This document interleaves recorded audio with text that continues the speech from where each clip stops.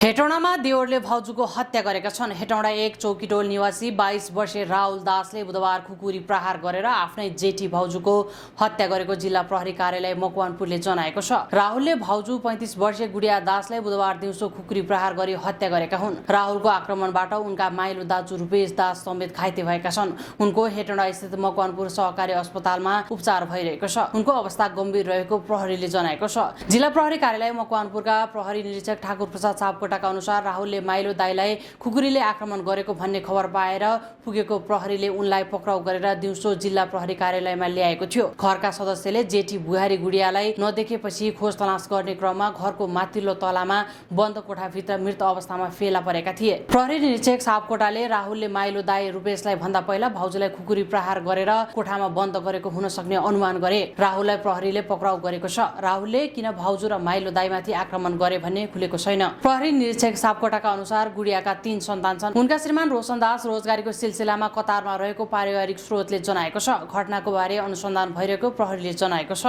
HTC media, सञ्चार क्षेत्रमा नयाँ आयाम।